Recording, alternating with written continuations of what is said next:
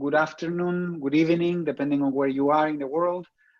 It's a pleasure to have you all here. There I am.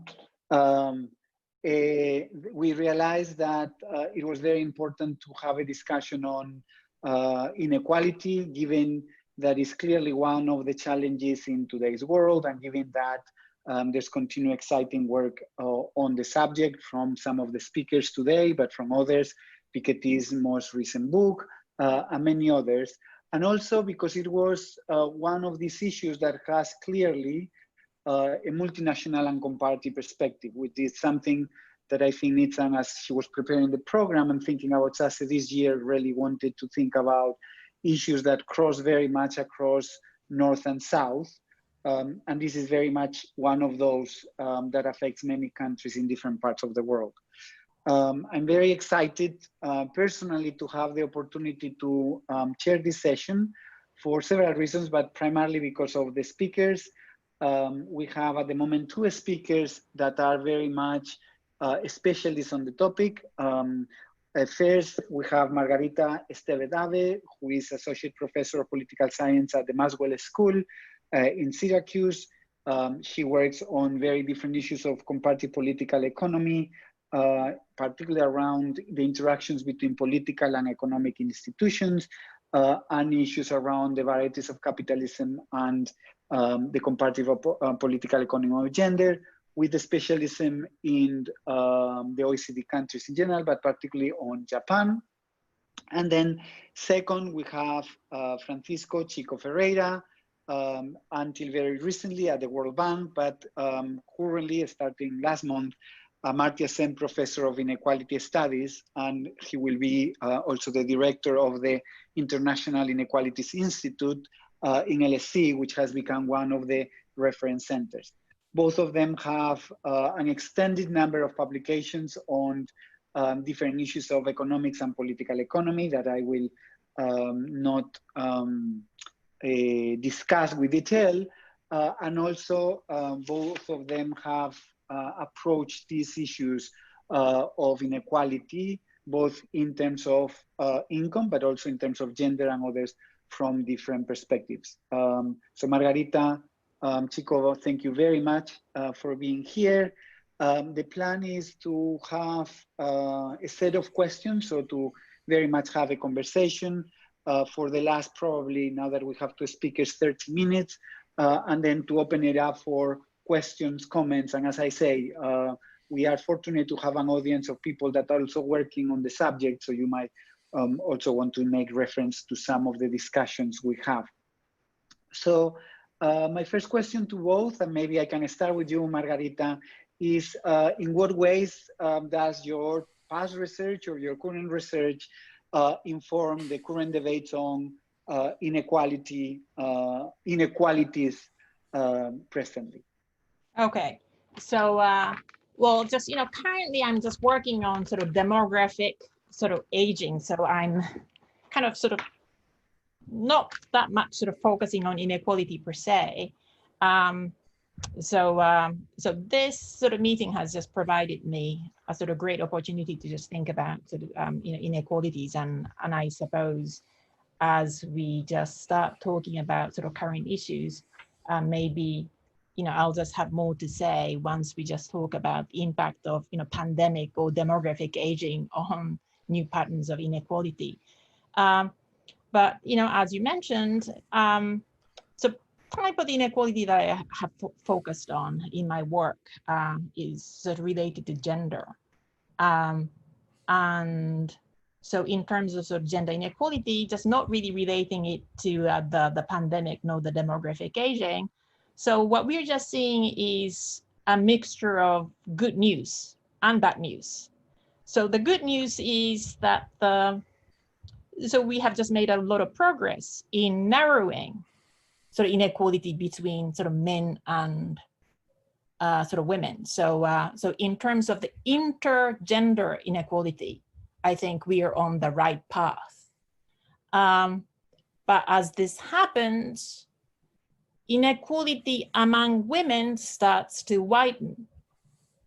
So so in a sense, just people like Leslie McCall has been just emphasizing this, that the kind of the class issue that people studying the American case have been just aware of, that now just we have starting to see more inequality among women, and especially as more highly educated women start to seek full-time employment. And this is a bit of a demographic imperative too, that just many of these women, even in formerly much more egalitarian European countries, are starting to hire domestic help. And so this kind of really symbolizes the new inequality that's just emerging among women, where highly educated one with professional jobs work full-time, with oftentimes not with the help of their spouses doing more domestic chores, but by hiring low-skilled women to do this. And obviously, the marriage patterns that are becoming more of homogamy, this accelerates this issue. So good news and bad news, that not all good things just come together. That some progress in gender equality, could just also just come with greater intra-gender inequality. And I'll just leave it at here, and maybe we can just come back to these issues just related to also just some of the current topics that Diego has in mind as topics of discussion. Thank you so much, Margarita. Maybe Chico, I can pass to you on this issue of your research, your current research, and how that informs various debates on inequalities at the moment. Sure, thanks. Thanks very much, Diego and Nitsan, for the invitation to be here. It's very nice. It's a pity that we aren't in Amsterdam, but it's nice to see you guys on the screen here. So let me talk about two things in my research that may be relevant for current debates on inequality. One is I've been trying to work for a while on understanding and measuring inequality of opportunity. It's one of those things that philosophers and politicians often talk about. Even on the right, people will say, well, I don't care so much about income inequality, but I care about inequality of opportunity. And so a bunch of economists have begun to think about whether we can measure that and quantify it and treat it formally and put some numbers to this idea, which otherwise seems like a nice thing that everyone agrees we should have equality of opportunity, but what is it, and how much is there, and does it differ across countries, and how does it change? And the basic idea is very simple. It's just that inequality of opportunity is that part of inequality which is associated with circumstances people don't control. Things like your gender that Margarita was talking about, your race, your ethnicity, where you were born, but also, and very importantly, the family you were born into, your parents, the kind of early schooling you went to, the kind of formational things that happen to you early in life which shape who you are later in life. Those things you have no merit or desert over, right? Those are just circumstances, and yet they drive a lot of the inequality that we observe. I think, for example, that helps us answer one of the questions that people like us who work on inequality sometimes get in seminars. I'm sure others on this call get this question. You'll be talking about inequality rising or falling, and someone in the back of the room puts up their hand and says, but how much is the optimal level of inequality? Do we want inequality of incomes to go to zero? And that's a difficult question. I'm not sure that we want inequality of incomes to go necessarily to zero, but I find it much easier to answer that question in the space of opportunities. We do want inequality of opportunities to go to zero. And because outcomes and opportunities are very closely related, because today's outcomes shape tomorrow's opportunities, right? Because the inequality amongst today's parents shape the inequality in opportunities in tomorrow's children. To get inequality of opportunity to go to zero, you need a system that is very, very different from the one we have, and that's probably not consistent with high levels of income or wealth inequality. Because given those, you're almost certainly going to have a lot of inequality of opportunity. So thinking in terms of inequality of opportunity, I think helps us have some normative guidance as to what kinds of inequality we're supposed to tolerate and which ones not. And on that, let me just say, I sometimes use the analogy of cholesterol to talk about inequality. I say that not all inequality is the same, just as not all cholesterol is the same. And that the bad cholesterol of inequality is really inequality of opportunity. And it is the bad cholesterol in two senses. It is normatively the worst kind of inequality because there really is no justification for it. You might say that inequality that reflects differential efforts, if you choose to work very hard as opposed to lead a life of meditation, then maybe you value the income that you get more than the guy that decides to live a life of meditation. Maybe he or she doesn't even care that much. So those kinds of inequalities, maybe they're not so bad. But the ones that reflect differences in race, gender, family background, those are really normatively objectionable. And they're also the bad cholesterol in a second sense, which is that there's some evidence we can talk about later about that the kind of inequality that's bad for economic performance, that slows down economic growth, for example, is actually exactly this kind, because unequal chances between people imply wasted human potential, right? They imply that lots of people who could have become better educated, who could have opened businesses, who could have contributed to society in lots of ways, never had the chance to do it. So societies that waste that kind of human potential through denying people opportunities are not as efficient. There's some evidence for the U.S. From this by two Spanish economists, Gustavo Marrero and Juan Gabriel Rodriguez, which find that across U.S. states, states with more inequality of opportunity have grown more slowly over time.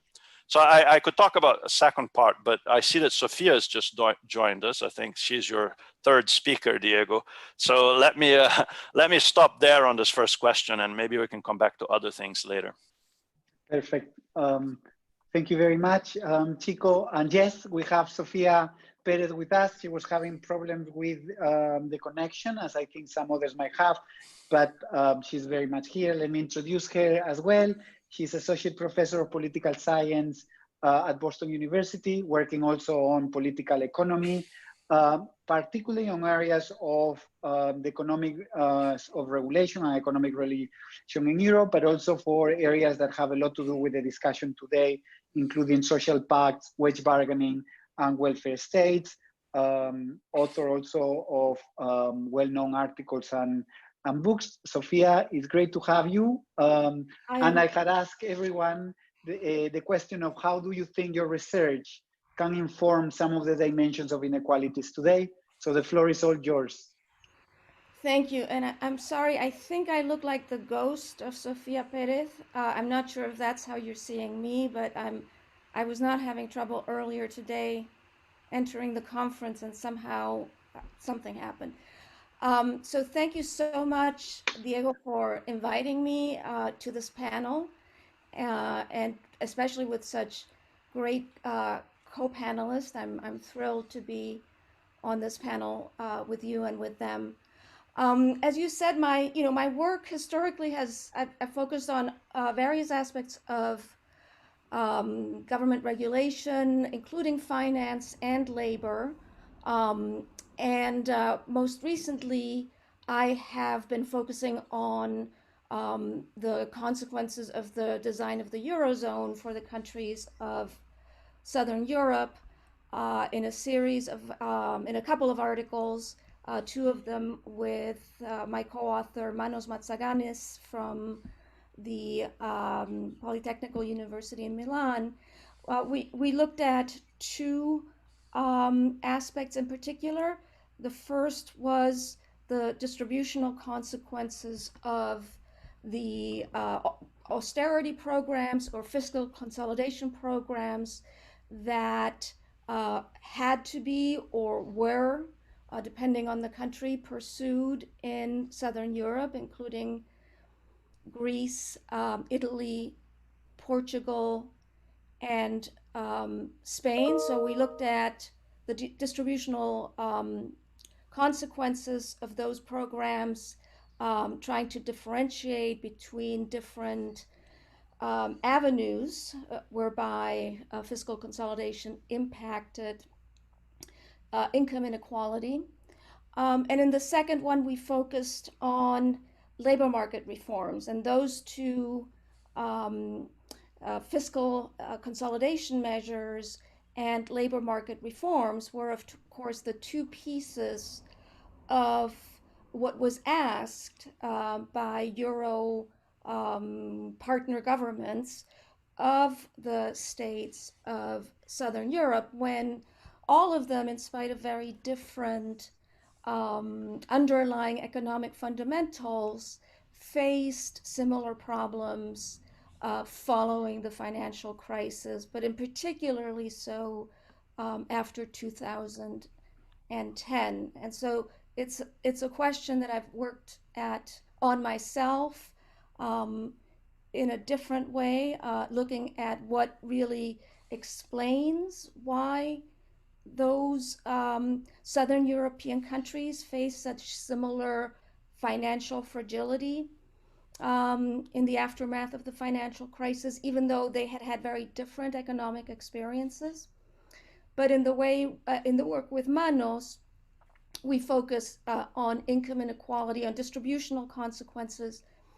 And also in the last article that looked at labor market reforms, we are particularly concerned with employment and with whether the reforms that were carried out in Southern Europe, some of which in some cases have been hailed as having been very successful, whether they really were as successful as is often said. And what we find is that when we look across the four countries, with Greece, of course, being a very special case that was carried out adjustment measures that went far beyond those of the other three, but that really the record has not been that good. The record of employment creation and also of the type of employment in both ways, in terms of the overall employment creation, the record has not been great, and in terms of the quality of employment, the record has also not been great. So that means that has been one of the main reasons for rising inequality, in particular in some countries, for instance, Spain, which is sometimes thought of to have been a success story. We see it's the country in Southern Europe that has seen the biggest rise in inequality, and a lot of it is due to the poor results in terms of overall employment creation. So I'm going to stop there. Perfect. Thank you very much, Sofia.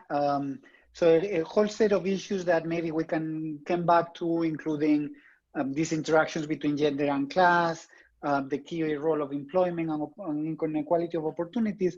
But one that Sofia raised and that I know all of you have worked on in a way, given that you are all comparativists, is the issue of income inequality as a similar phenomenon in different places, but also very similar in different places, right? So it's either high or has increased significantly across the board in many regions of the world. So I want to ask this comparative angle, which is taking on the countries you know most about, how much you think we need to treat inequality as a process and a phenomenon of a particular historical moment versus how much is particular in some of the areas of the world, be Latin America with Chico or others, that you work on. So maybe Margarita, I can start with you thinking about OECD in general or Japan, whatever you prefer, and then go to the rest.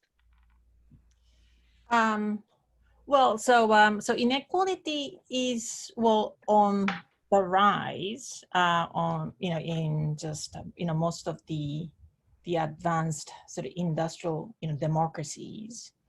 But then again, how that just happens, again, there are sort of different sort of contexts, right? And also, which types of inequality we are just talking about, because as, Chico pointed out, it's just quite, complex. Because just so many socioeconomic changes are happening. So generally people have been just seeing that the labor's share, just the sort of wage share of the economy has been just going down. In a place like sort of Japan, in a sense, everyone has been just getting poorer. So in terms of the wage inequality, we don't really just see a big rise because just everyone has been just getting sort of worse off. Demographic aging has a lot to do with this. Among the aged group, once we have a bigger share of the old people in the society, depending on the pension system, the inequality among the elderly just goes up. So we are just facing just really sort of complex things. But since I'm just interested in this sort of demographic aging, some countries have fared better than others. Nordic countries have been kind of controlling their demographic aging process better than others, whereas countries like Germany, Italy, sort of Japan have just gone through more sort of rapid demographic aging process. And when you just hit this demographic aging process together with all the other socioeconomic changes, the kind of the reforms that you have to introduce just necessarily have to be more, drastic. So what does this mean for inequality? Just to give you an example of Japan, which is the most aged society. So, just like, Italian case, the government is heavily indebted, which means that there's not much sort of fiscal room to adopt something like a social investment strategy, like investing in the new, investing in the human sort of capital of the children to kind of equalize the human capital sort of profiles of the population. They don't really have money to just invest in the educational system while sustaining the ever costly sort of aging population. And it's kind of interesting to just look into the type of educational system. So, so I'll just use sort of Japan as an example, and you could just see how, so in Europe too, there's a sort of variation. So in the Japanese case, sort of public investment in education has been relatively small because families have just made a lot of investment in education. So the private part of the educational investment has been really high. Something like this wasn't a big problem when the economy was growing and when the percentage of aged people was small. But once the societal context changes, just slow economic growth combined with just bigger cohort of the pensioners that the society has to provide. Families just no longer have the extra cash to invest in their offspring. So you kind of just start to see that the just private component of education, the bigger it is, it just starts to just create sort of inequalities that so many people who disposable income is just going down will just increasingly sort of find it difficult to invest in their sort of offspring's education, whereas public systems can withstand this inequality. But then what we are just seeing is, like in the Southern European cases, the education has been public, but the quality has been questionable. So some of the families that have the resources just sort of start compensating for the bad quality of their sort of public education, because the higher classes just want to make sure that their offspring will be just competitive in the sort of global knowledge economy.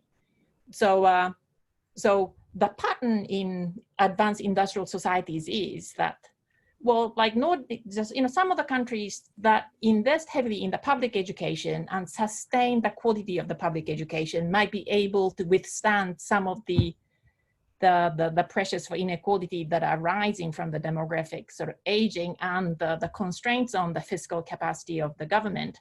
But countries have had the bigger portions of their education in the private sort of sector.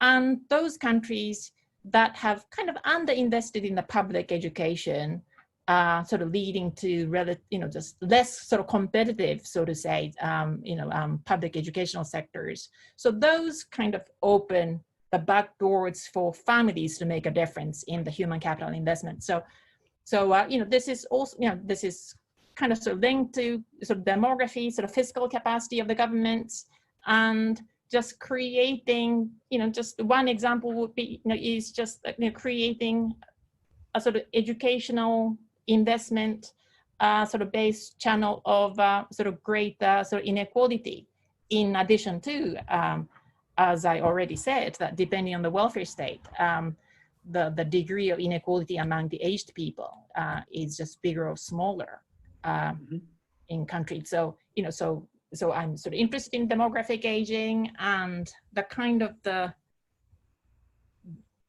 societal, dynamics and economic dynamics that this creates. Part of it is sort of inequality. Thank you very much. So yes, so a couple of key variables: demography, education, and links with the economy being somewhat similar, but also with very unique elements in different parts. Chico, maybe on Latin America, but maybe I know you have worked on many other parts of the world, but primarily on the global south. So is there angles that you think are unique in some ways in a global south perspective? Well, let me, thanks for that. Let me say one way of reading your question, Diego, is to ask, do we have a sort of global trend that's more or less uniform in terms of inequality? Because as everyone in this call will know, we went from 10 years ago being on the fringe of the economics hot topics, right? Inequality was not something people were talking very much about, maybe 15, 20 years, but certainly 20 years ago, no one was talking about it. So now it being a very central topic, and everybody thinks inequality is rising everywhere. Actually, I have to point out that that's not true. Really emphatically not true. It's one of these, it's a reflection of intellectual inequality, that when in the US and the UK, inequality is rising, and those are two countries which have lots of economists living there, and with an outsized influence on the profession, we think inequality is rising everywhere. It's not. It's certainly been rising in the US.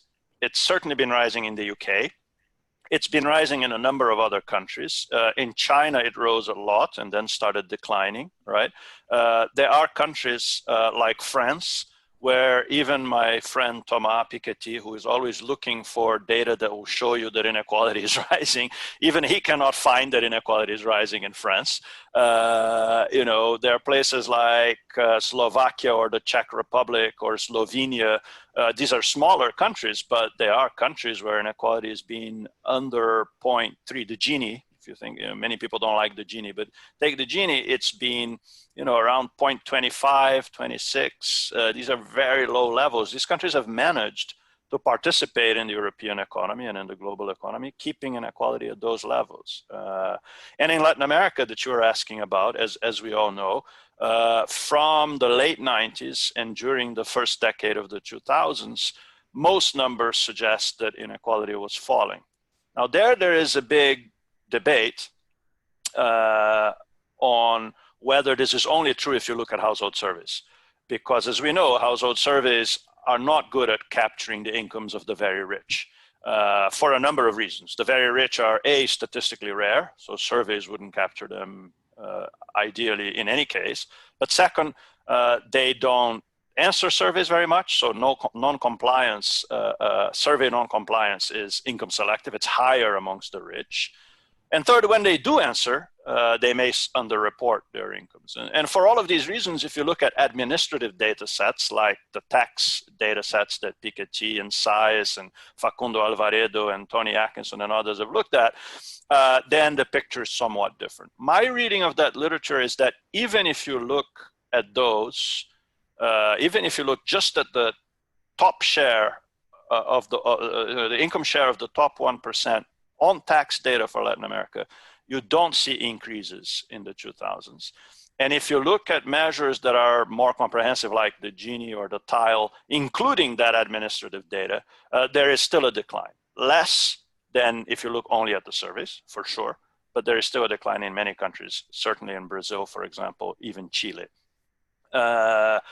And at the same time, in Africa, we have work by Andrea Cornio suggesting that there is a dichotomy. Some countries in Africa have seen increases in inequality over the last 15, 20 years.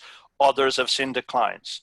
There, it's typically household survey based because we don't yet have, in most cases, the tax data to analyze it and to integrate it. So the point I want to make is inequality is too high almost everywhere. And it has been rising in a number of places, but not everywhere. Japan, where I wouldn't want to disagree with Margarita, who's an expert, right? So, but she also said wage inequality is not really rising very much. It's more a question of general impoverishment, and that matches my data as well. What I've looked at in Japan, the Gini coefficient is at around 0.32 and has been kind of stuck there for a long time. And Korea is similar. So these are fairly stable levels of inequality, right?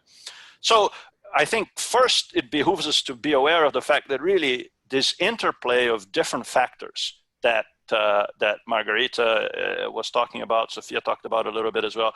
There's demographics, there's the dynamics of education, there's returns to education that change, there's trade, there's institutional factors in the labor markets, what's happening to unions, what's happening to the minimum wage, all of these things matter, what's happening to the share of informal versus formal labor markets.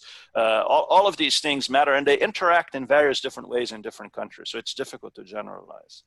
That said, and with that I'm going to end very quickly now on just 3 or 4 things. That said, I do think there is a set of trends which are more global and which push in the direction of higher inequality. Those don't necessarily then manifest themselves identically everywhere, or else we would see inequality increasing everywhere, which we don't. But there are a few things. One of them is the old, but the fact that it's old doesn't mean it's not true, issue of skill bias technical change, right? Technology, things like computers, digital stuff, AI, all of these things are complementary to skilled labor. They help people like us on this call become more productive, but they may be substitutable to some unskilled worker. Best example is not even factory workers and robots, it's law clerks. Law clerks are a disappearing class because you can just do a word search or use AI or machine learning and you replace a lot of what those people do. So one is technology. The other is just the race to the bottom in capital income taxation. This is a real issue, right? The fact that we just saw recently the European Union losing a case, the European Commission losing a case against Apple on this. So the fact that people are able to avoid taxation of capital and wealth around the world by moving capital around in particular. So that's truly a global issue. That's very important. Then I think there's an issue of market power. So one of the other speakers, I don't remember which one, either Sofia or Margarita, made a reference also to the decline in labor share in aggregate terms. And some economists working on that issue argue that the rise in capital incomes is not because interest rates are high. Interest rates are actually very low. It's because of the economic profits, the profits over and above the returns to capital. That is to say, market power, concentration of market power in many industries. That is something that there is some evidence is happening across many different countries. And it's something that has to do with regulation. And it's a very important area to worry about. And last but not least, climate change, which I think is an understudied area, the interaction of climate change and inequality. And I think climate change is not distributionally uniform. It will affect some people much more than others. And as usual, rich people will be able to protect themselves from it better than poorer people. And richer countries will be able to protect themselves better than poorer countries. So there's going to be an inequality impact coming out of climate change that I think we need to look at as well. So to summarize, inequality is not rising everywhere. The factors play in very different ways, and so they combine in different ways with different outcomes, but there are these broad trends that are global and that we need to worry about. Thanks. Thank you so much, Chico. And I think your point about the US and the UK sometimes shaping agendas on many of the issues, it's particularly well taken. And this is one of the areas. And you raise also a whole set of other issues that I hope we can take in questions. Sofia, maybe you touch a little already on some of the similarities and differences within Southern Europe, which is an area you know very well, but I wonder whether you want have more to say on these issues of commonalities and differences on these trends around distribution. Yeah, I think I have a few observations that I think are important, that are things that are sometimes not thought about that much.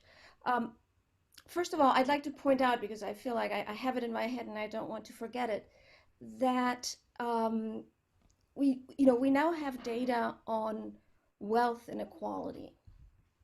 And it's very interesting when we look at Europe that the countries that have some of the higher income Gini coefficients are not the ones that have the greatest wealth inequality. So there already we have something that tells us that maybe we need to think about this somewhat more carefully. I think that there are these very important differences that Chico pointed out between countries. In fact, even in Western Europe, we see countries that France, for instance, as you point out, actually I believe has seen a decline in its Gini coefficient over, but I don't know if it's the last few years, but certainly not very long ago. Spain and Italy, I believe, saw a decline for a period of time. Certainly if you look back from the 1980s to the present time, I believe there's a decline in the Gini coefficient in those countries. So the national stories are really somewhat different. The second point I think we need to keep in mind is that when we talk about income inequality going up, which is certainly there's been a ideological pressure to carry out economic policies that would lead to a rise in income inequality. Okay, and so that is a common factor. What people call neoliberalism, or what started with Margaret Thatcher, whichever you want to call it, there has been this ideological pressure, and we're seeing it, right now. Right now, the Prime Minister of the Netherlands thinks that he knows a great deal about labor market regulation in Italy and Spain, which is just sort of striking, right? So there is that ideological pressure, and that's a common effect, one source of a common effect. But we have a very particular point of comparison in mind in the richer countries in the world, and that is the period of time after World War II when inequality went down for an extended period of time, right? So if we look at how Gini coefficients evolved in countries other than the United States and the United Kingdom, we do see variation, and part of the issue is that in all countries you face a kind of ideological battle that is common, because the same arguments are made in the case of France, or in the case of Italy, or in the case of Spain, that are made in the case of in the United Kingdom or in the United States. And so there is a perception that because those arguments are there, and there's a coalition favoring those arguments, that there is this general trend. But the effects have not been the same across countries in Europe, and we have to keep in mind that that we have an expectation that inequality would decline, and that we're comparing what is happening to that, but we're really comparing it to a short period.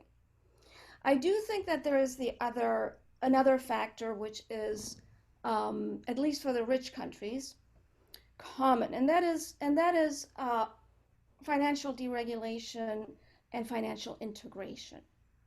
Okay, and so one of the things that you see is that those have not only happened at the global level, with capital having more ways and places to move, but they've also happened in the case of Europe, in Europe. So there has been this complete integration. There was complete integration and of the financial system in Europe. Okay, so if you look, for instance, at what happened in the period that led up to the world financial crisis, up to 2008, which happened to coincide with the introduction of the euro, one of the things that created that common financial instability that the countries of Southern Europe saw is that there had been an enormous flow of funds, mostly through interbank markets, to those countries in the period before.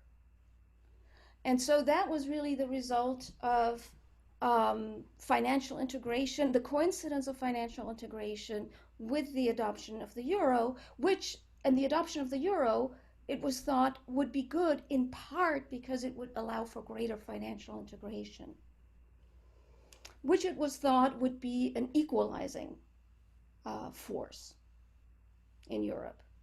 But as it turned out, one of the things that it created was very dramatic gross capital flows at times, such as, for instance, after 2010, and I think it's really important to point out, for instance, that the big sort of financial instability or financial fragility of the countries of Southern Europe it was largely resolved in the immediate aftermath of 2008, but it came back in 2010 when the economic policies that Europe would have became clearer, the macroeconomic policies. And at that particular time, it looked like still the central bank would not act like a sovereign central bank in Europe, and a policy of fiscal austerity was implemented very, very, very prematurely across Europe.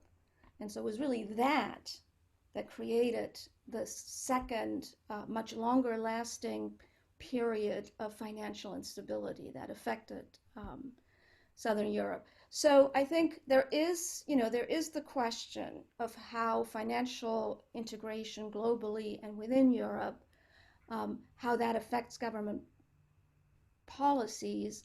And at the same time, I think we can tell a story that is sometimes too magical of financial integration being a kind of relentless force that moves forward inevitably, when really we see that at times, as in the case of Europe and in particular the Eurozone, it was also strongly promoted by European authorities with then later negative effects. Mm-hmm. Perfect. Thank you very much. And I think this brings to the center some of the policies and the policy options that all of you have discussed. So obviously, when we actually invited you all to talk, it was a long time ago now, feels pre-pandemic. The world has changed quite a bit. Our lives have changed quite a bit. And I wonder whether any of you want to reflect on the impact of the pandemic on inequality with some of the dimensions. Margarita, you mentioned the demographic angle, or other angles that you find are important at the moment. But what's your view, what's your sense about what will be the impact of the COVID-19 on distributional challenges, and how do you think countries should be reacting to this to try to actually prevent some of the potential negative effects? So maybe Margarita, I can go back to you again on this issue of both impacts, but also potential solutions. Well, again, it's just such a huge thing. So I don't know, where to tackle it. But just sort of continuing with the theme of, demographic aging and sort of, some of the gender issues. The first thing I mentioned in relation to kind of two gender issues related to, this interrelated sort of gender issues that highly educated women just starting to be much better integrated into the labor market just came with the increase in the outsourcing of, domestic chores, including sort of care. In Europe, in the US, it's been just like that. But many families, especially many families where the woman has a professional job, sort of relies on, domestic workers, care and non-care.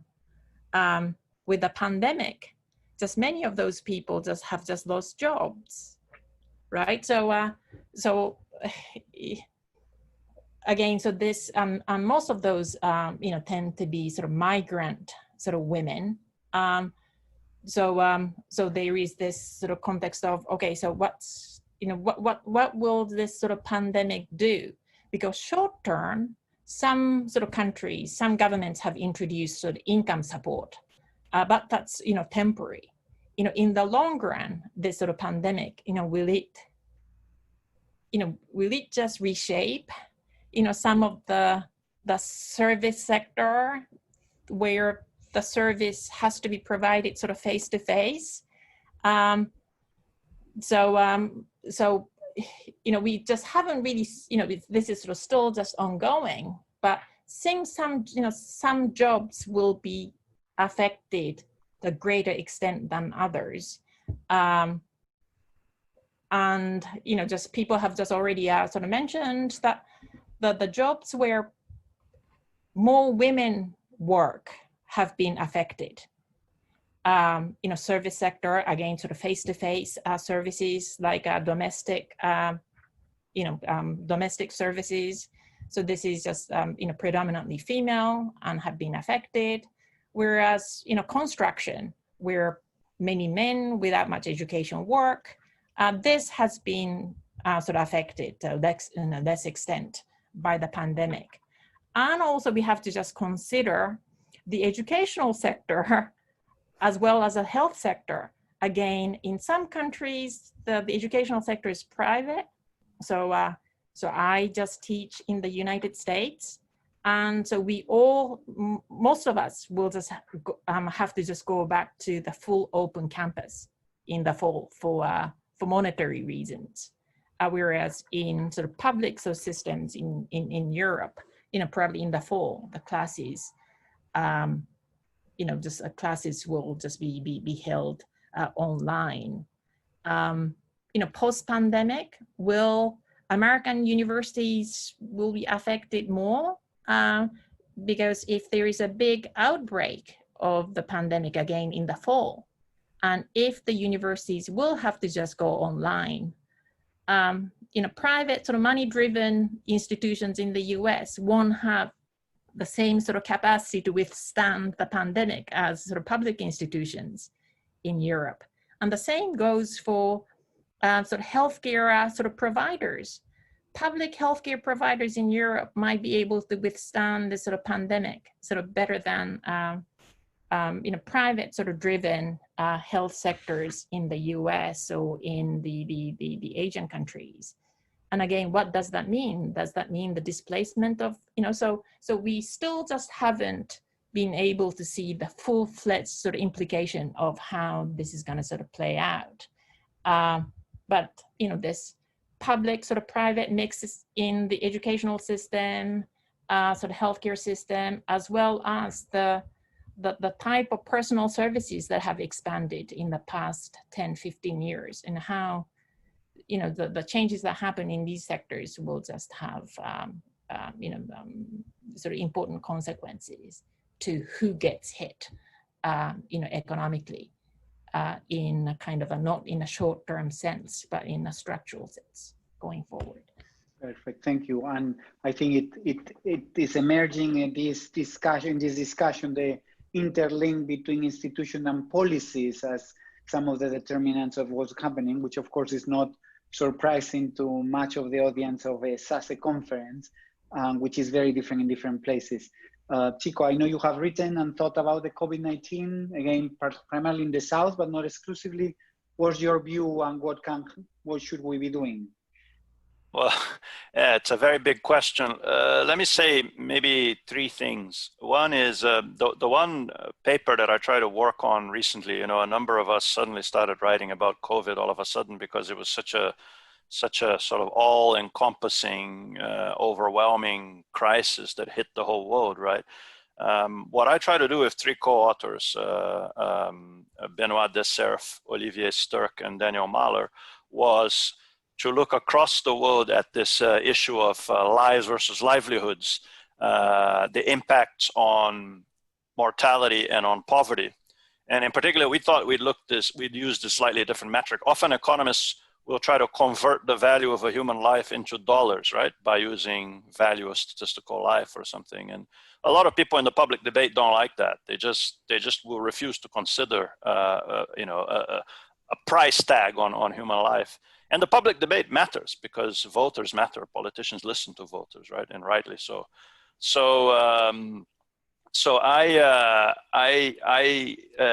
We thought we'd use a different metric, which was years of life lost and years lived in poverty. And if you look at those, there's a huge inequality across countries with the years of life lost, so mortality costs in terms of years of life lost, much more important in richer countries. And in poorer countries, the poverty costs much bigger. For reasons that are quite really easy to explain. First of all, COVID hits older people most, as we all know. There are more older people in rich countries, and those older people have a higher residual life expectancy. So they have more years that they would live for any particular year. You know, 75-year-old in Zimbabwe has a lower life expectancy than a 75-year-old in Japan, considerably lower. So those things mean that the years of life lost in richer countries more important than the years in poverty. And conversely, in poorer countries, also the number of people nearer the poverty line. And we do this for different poverty lines, including higher poverty lines for richer countries. But just a point that even that quote unquote lives versus livelihoods trade-off, very different across different countries. So that's point one. Point two, inequality of COVID within countries. So the first thing to note is that the incidence of the disease itself is highly unequal, right? It's unequal across incomes, it's unequal across races and ethnic groups, it's unequal across space, across communities. And this is driven by a number of factors. One, if you live in a slum in South America or in Africa or in India, then population density is higher, sources of water and sanitation are often shared, the ability to preserve and maintain the kinds of hygiene habits that we need to maintain to prevent infection is just much, much harder in those settings. Second, who works where, which is something that Margarita already mentioned. So in the US, for example, African Americans are disproportionately represented amongst frontline workers and essential workers in supermarkets, in nursing, in bus drivers. And so the mortality has been highly racially selective and income selective. And the same is true in Brazil, for example. These are two countries that I know something about. So there's internal inequality from the pandemic itself, because people's behavior, people's ability to respond, people's ability to protect themselves is different. Depending on where they live, depending on the jobs they have, right? So if you can work from home remotely like we're doing now, it's one thing. If you have to go out to sell chewing gum in the streets of Lima or of Guayaquil because you need to put food on the table, that's the only way you've got, then you're much more exposed. So they're all these kinds of inequalities that mean the disease is unequal. And it also means the income effects are unequal amongst those that can work remotely and those that cannot. So there's an inequality in the disease, and then there is the effect of the disease on greater labor market inequality, depending on whether people are able or not to work remotely and to protect their incomes from this. My third and final point, because you also asked about policy responses, I want to mention very briefly a kind of a silver lining. It's hard to talk about silver linings when you've got hundreds of thousands of people dying, eventually potentially millions. But one thing that we've observed in Latin America was in many countries the ability of the state to increase and enhance cash transfers and make them reach poor people relatively quickly. This was certainly true in Brazil with the Renda Básica Emergencial. It was true in Argentina. It was true to some extent in Peru, although there, because it wasn't delivered digitally, it was delivered physically. It actually may have contributed to the disease by having people queuing up outside, which wasn't so good in many places. But the point is, the state was able to do this, and it was able to do it. Why? Because over the last, again, 10 to 20 years, many of these states had set up new programs of transfers, often conditional cash transfers or others, which necessitated the creation of databases, of registers of poor families. So suddenly the state knew who the poor were and where they lived in ways that are not quite Scandinavian, but certainly a lot better than they used to be in Latin America. And that enabled a response, even in countries as misgoverned and terribly governed as Brazil at the moment. There was that response. That raises challenges for the future. There's now a very interesting debate in Latin America, as some of you are probably aware, about how do we take this forward? Because this is all emergencio, this is all temporary. Should it be made to last longer? How should it be designed in ways that it can be compatible with labor market incentives and so on going forward? So this one could talk for hours, and I'm not the best person to talk for hours about how to respond to COVID, but I did want to mention that the social assistance aspect is an important one. So let me leave it there. Thanks. Thank you very, very much. And in fact, I think in the Latin American context, and this links to Sofia's previous comment, whether the next few months will be a debate around the politics of social assistance or the politics of austerity, something you see very clearly in Costa Rica as well, for example, will be extremely interesting and something to look at. Sofia, you work partly on countries that were very affected by COVID. So you can tell us some about the impact on those countries and others in terms of inequalities. Yeah, Spain and Italy have been my mainstays, across, whether I'm comparing them to their northern neighbors or to some other European countries. Let me just say that I have been, I'm sure for Chico and Margarita as well, but it's been a particularly stressful experience to live the pandemic across continents, with very intensely, because my family is in Spain when it was at its high point there. Then having it come here, also at a private American university, so I know exactly what Margarita is talking about the messages we are getting about teaching in the fall and healthcare risks, and whether or not we can take whether or not we can afford to take those into account.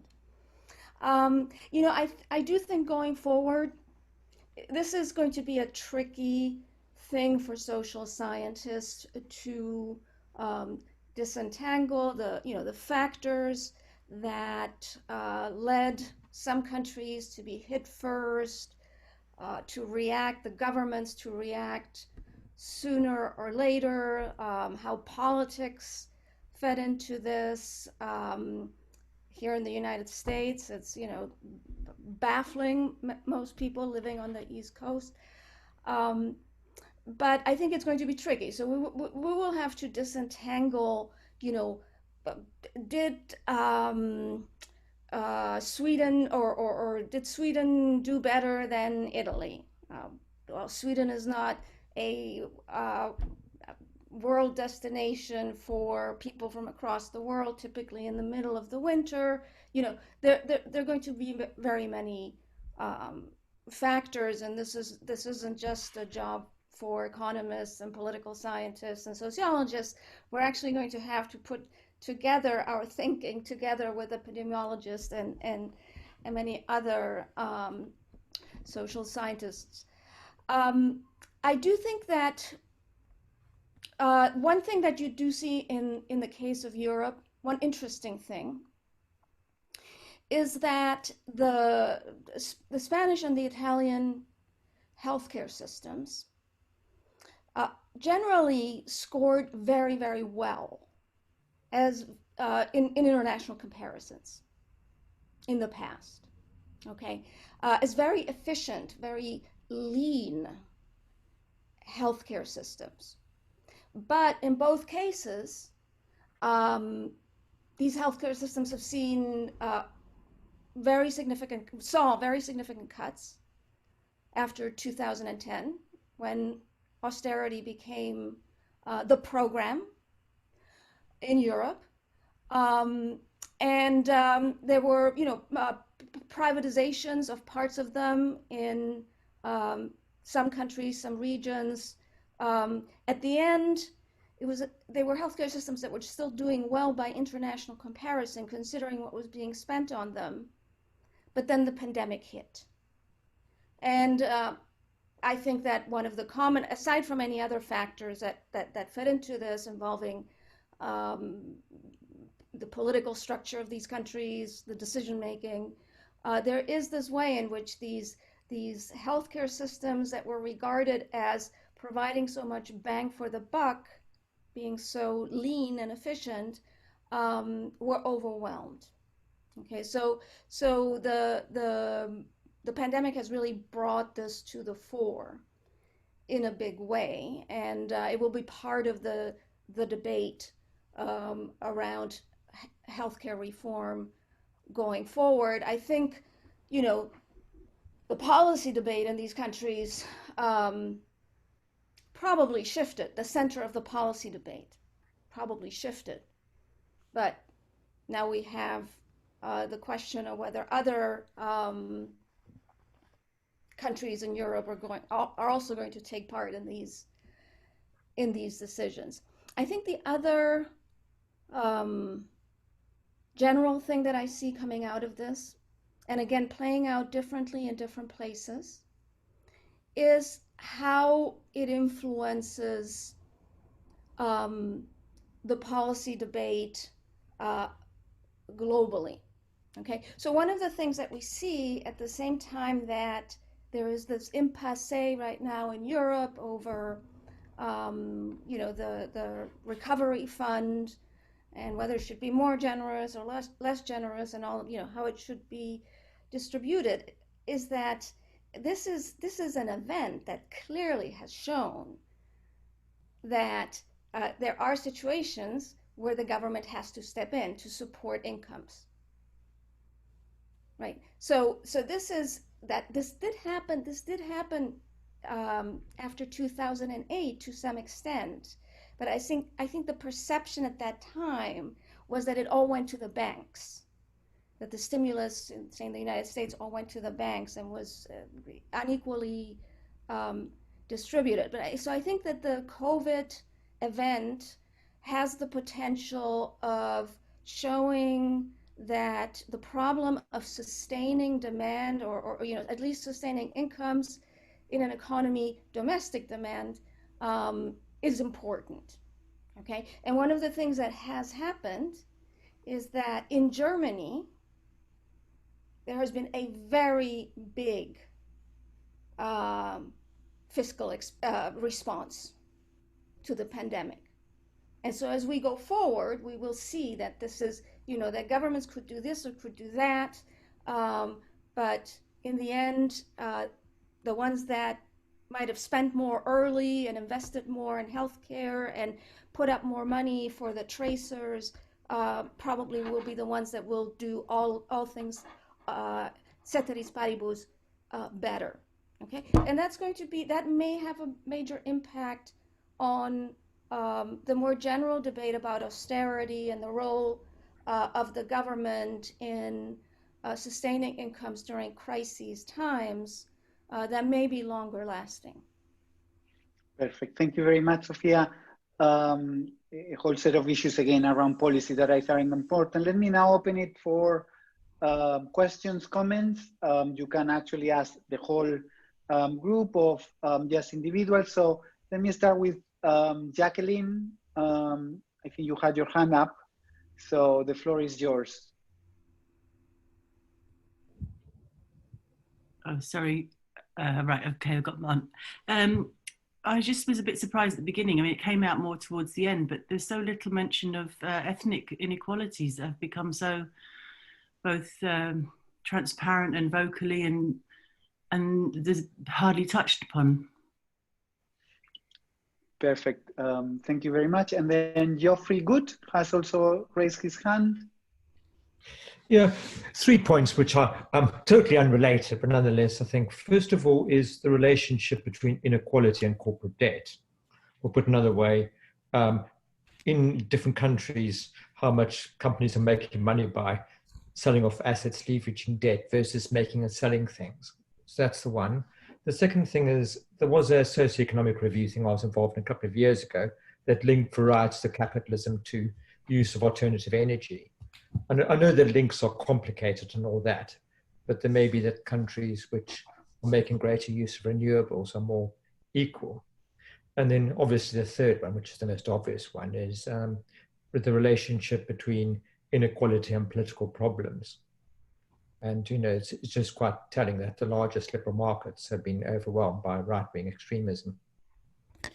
Yeah. Perfect. Thank you very much. And Mauricio Reynard, the third question, yes. I would like to talk a little bit about inequality in healthcare access. If we can think in inequality in healthcare as a kind of inequality of opportunity, and how this inequality in access to healthcare has emerged and was clearly now in this pandemic moment. Perfect. Nathan, let me leave your question for later. Let me go back to the speakers now, and then I can come back. Anyone wants to start? Maybe Margarita to follow the order. If you want to take any questions. If not, I can. Yeah, so inequality in access to healthcare, I think this is important. And this is, again, there's just a lot of cross-national sort of variations, even with, even among the rich countries. And Chico can probably just talk about, just going sort of beyond in the South, the variations, variations would be just even more stark. But it's not just access to healthcare. For instance, in the US, testing is available to people. So many people just thought that if they are found, seriously ill with COVID, that somehow that the public sector would, government would just pick up the tab, and that's just not the case. So, so again, and this, the US is one sort of extreme, but so countries that don't have complete sort of national healthcare, I mean, just who picks up what? The government had to just quickly just change the law, or just be just like in the US, where basically you're just on your own. This would just have just serious, consequences for inequality, or inequality does have a big consequence in what happens. And sort of ethnic inequalities is, yes, with the COVID, Chico mentioned, and so in the US, this is, the statistics all come in terms of sort of racial sort of categories, because, and multiple things, again, I think in the US, sort of minorities have less access to healthcare, so they're likely to have more aggravated chronic illnesses, which then, and if they are working in essential sort of line of work, they are more likely to be exposed to the virus, as sort of Chico pointed out. So yes, so once we are, if this panel had been only on COVID, I think those differences, we would have sort of felt more compelled to talk about those. So I'll just stop there and just let Chico and Sofia to chime in. I don't know, are we following the same order or? Yes, we are. Yes, go ahead. Okay. Yeah, no, so on ethnic inequalities that Jacqueline asked about, it exactly as Margarita just said, yeah. So I did try to talk about those. I think, one thing I guess you could add to what I said earlier is that the reasons why Afro-descendants are being disproportionately hit in many countries where we have data for them are different somewhat. So in the US, as we've been seeing, I think it is quite a lot to do with their participation, their insertion in the labor market, the kinds of jobs they do. So as I say, the most exposed jobs have a higher concentration of African Americans than the least exposed jobs. And that's a consequence of, pre-existing inequalities in education and in the labor market in general. In places like Brazil or Colombia, it may have more to do with what I was describing earlier as where you live. So that there are the labor market issues as well, but in addition to those, there's the fact that, there are more Black people in slums than there are outside.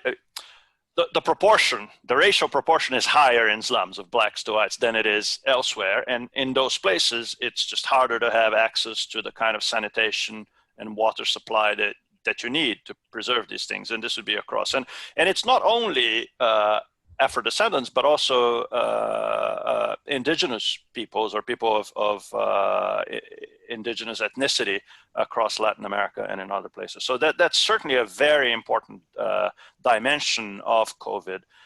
In Africa and Asia, I know less about it, so I won't talk about it. But in the Americas, certainly a very important point.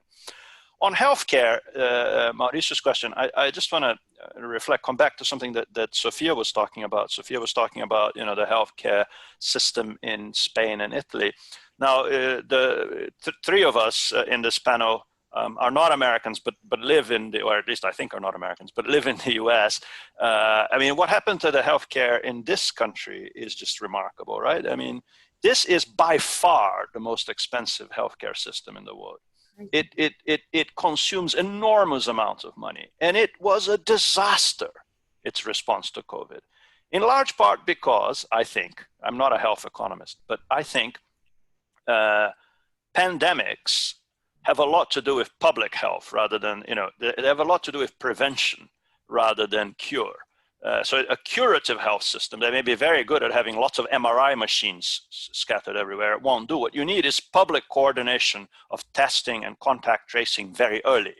And this has revealed that a private-based healthcare system like that of the United States failed atrociously at it. In part, it also has to do with funding, like Sofia was talking about in Spain and Italy, but here it was funding of the CDC, which used to be the Center for Disease Controls, which used to be a respected institution and just botched its initial response dramatically, right? So, I think the debate on the efficacy and efficiency of private healthcare systems has to change dramatically after we see the US response to this, as opposed to, say, the response in Korea or New Zealand or other places. So there are other questions, but let me leave it there for now. Thanks. Thank you, Chico. Sofia. Yes, so I'm going to speak now because I think this is something I might be able to contribute as someone, I'm a European emigre in the United States. There is, what I want to say, first of all, one of the things that is very, very interesting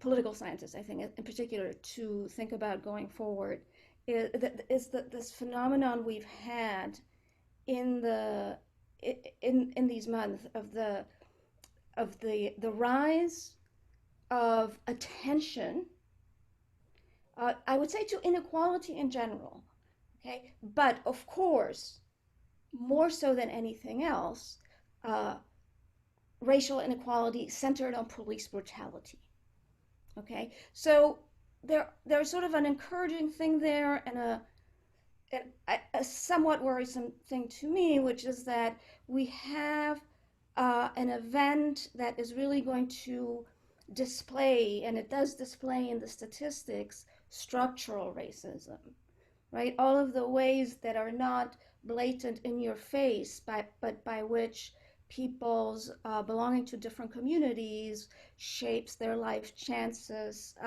through their healthcare situation, through their insertion in the labor market, through their reliance on public transportation, all of these things. But at the same time, the focus has been on the admittedly incredibly graphic incidents of police brutality in Minneapolis, and then as a result of the attention that received, the other ones happening around the same time.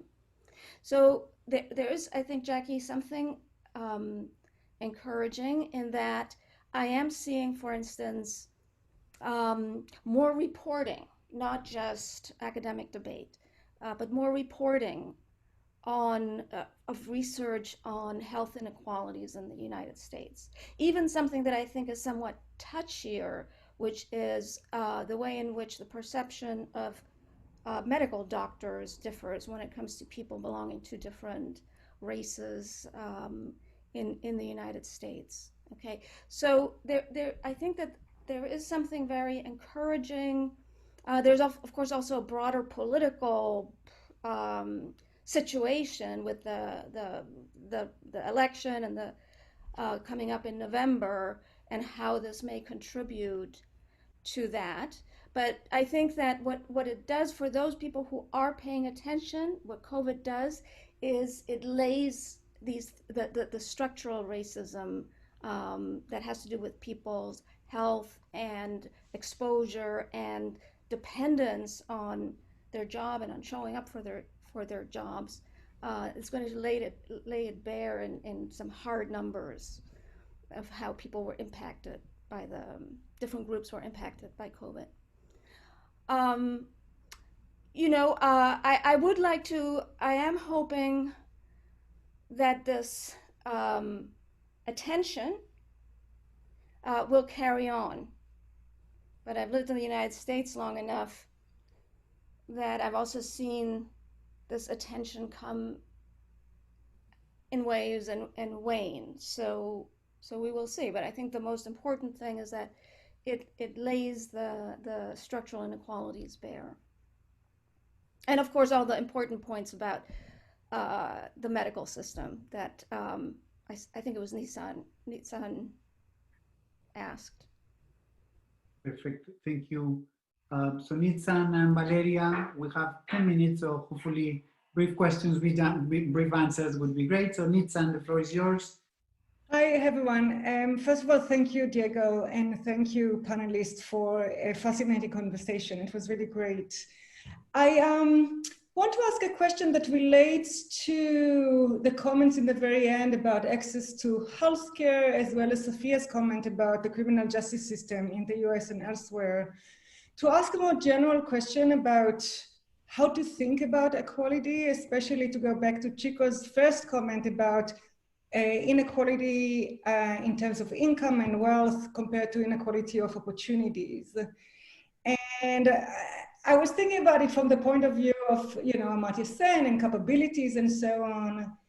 And I was thinking that inequalities of opportunities can be, in some way, a nice gesture in the direction of greater equality, only possibly in terms of a functioning market and maybe a functioning meritocratic market in which once you have the opportunities, you also get the access and the skills in order to improve your access to income, right?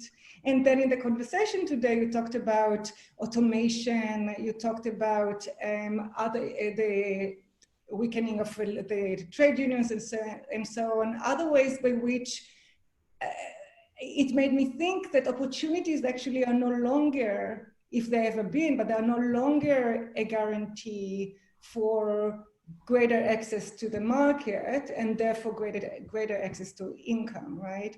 So my question to Chico, but maybe also to Margarita in the context of gender and to Sofia more generally, do we have to rethink the relationship between equality of opportunity and equality in general in terms of income, given the changes that you see in the market and in employment opportunities and so on? And maybe given what you said, Chico, about access to cash transfers, et cetera, maybe we have to think about a situation in which capabilities have to be measured as a measure of equality or inequality, completely independently of the issue of income as such. Perfect. Thank you very much, Nitsan. Valeria. Yeah, just very short, two very short questions. The first one probably also links into the point of Nitsan to a certain extent. I just wonder to what extent could we, see that COVID raises also some kind of interest in intersecting between what we define inequality and precarity. Just wondering, because if we read the recent reports by the ILO, it looks in fact that the people who are, or let's say the kind of social groups which are the most affected by COVID are also young people, women, and we see that intersecting also with the question that Jackie made about the ethnicity and migration. And in fact, those are the people that we know have been and are still in very high level of precarity, particularly in the labor market. That's my first question. The second question is about, now I look at the Italian situation. I was actually shocked when, I think it was around June, when they actually, the end of June, when the lockdown in Italy started to be, relaxed.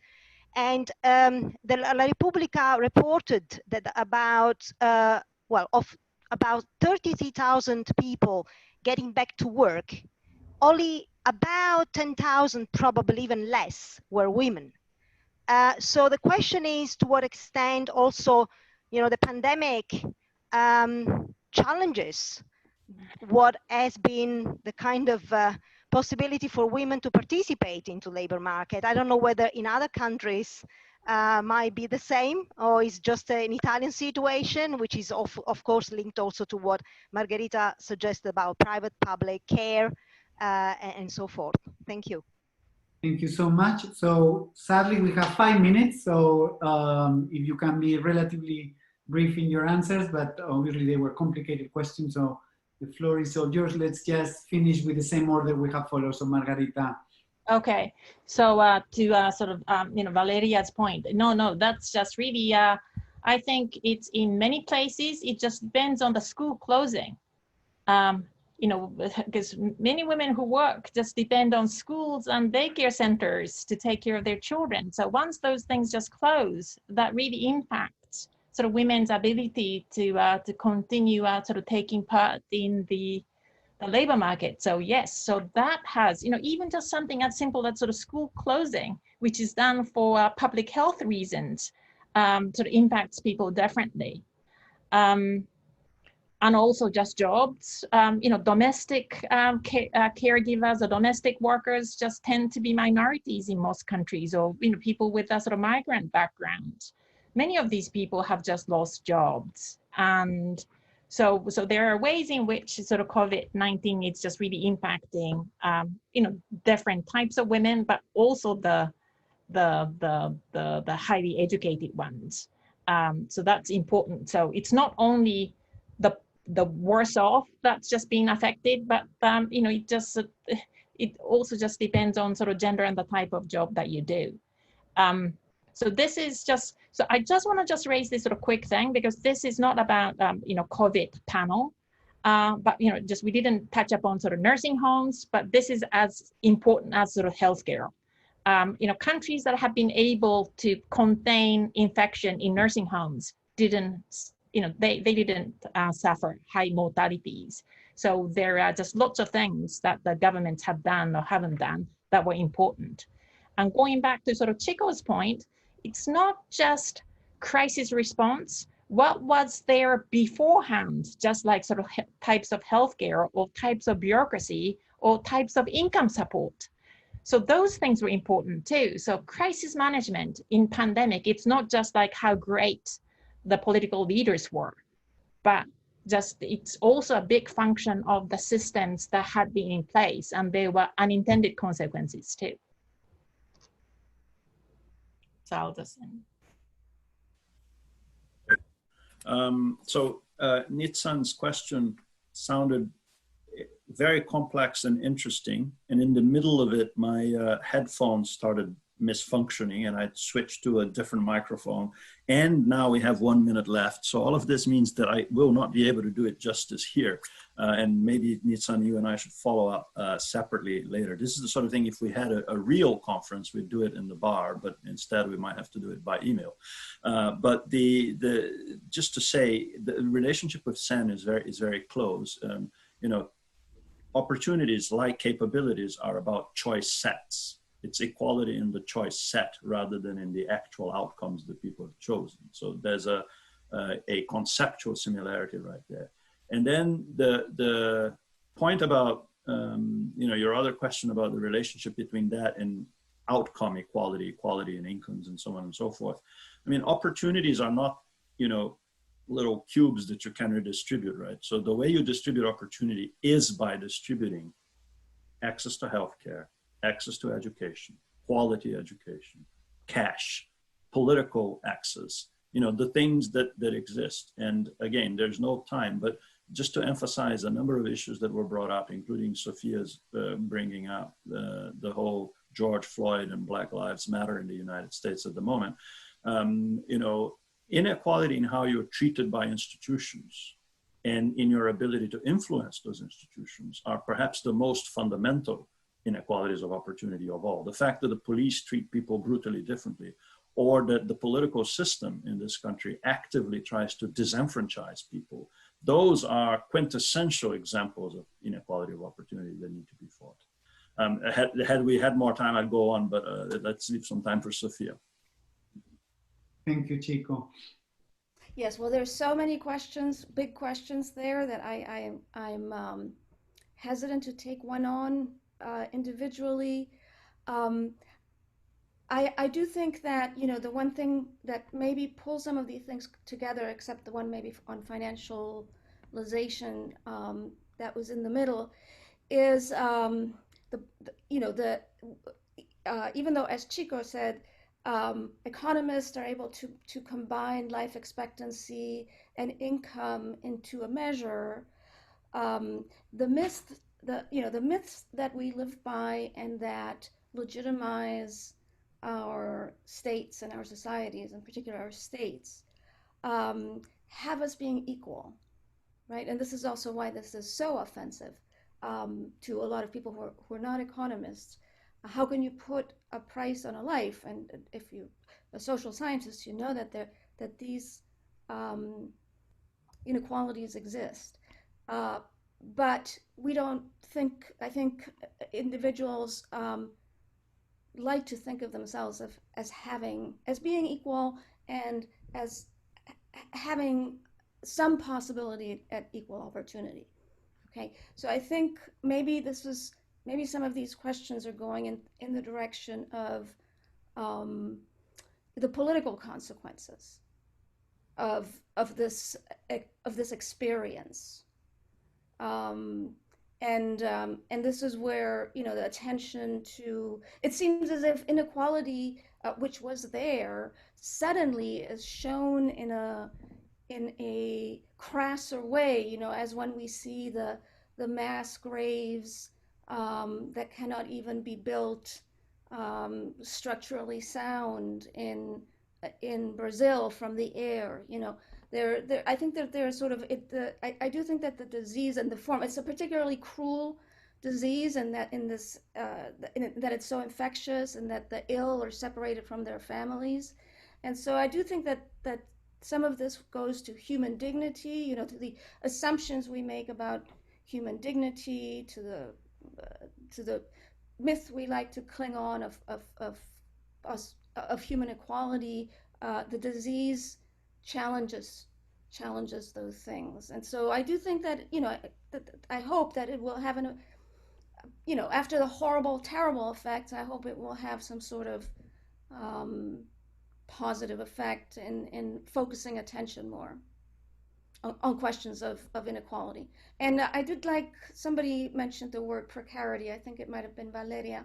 You know, there is another thing about the word inequality means many different things, right? So the problem of the 1% versus the 99% isn't necessarily the thing that most people are motivated. It's the problem of not being able to have a dignified grave. You know, it seems much worse that people are, in some sense, are buried in that way than whether some very rich people on Wall Street, you know, are living the life that the next 1% cannot live. So I do think that the inequality is a big word, and it includes many different things, and maybe insecurity and precarity are really the things that motivate people to care about inequality. Thank you very, very much, Sofia. So I wish we could continue talking because we are having a whole set of fascinating issues, but we need to stop here. There were a lot of things we discussed, but I take at least two that maybe are well known, but I think are important to repeat. One is how important some of the interactions are, right? And how difficult they are to explore, but how important they are. So for example, there was a whole underlying discussion about wealth, economic concentration, on business concentration, and the implications that this can have on equality of opportunities that I think is fascinating. There's a whole set of other discussions that we had around policy decisions and how policy decisions today influence not just inequality today, but in the future, that are all sorts of examples, from conditional cash transfers to Sofia's comments on neoliberalism as well. I'm only sorry that we couldn't see many of your faces. I'm very sorry that I cannot continue a conversation with Chico, with Margarita, with Sofia in person. I hope to do it with Chico if the visa comes soon in the UK, and maybe in Amsterdam and all of us next year. Thank you very much, Margarita, Chico, Sofia. Thank you, Nitzan, for the opportunity to organize this, and I hope you all enjoy the rest of the conference. Bye.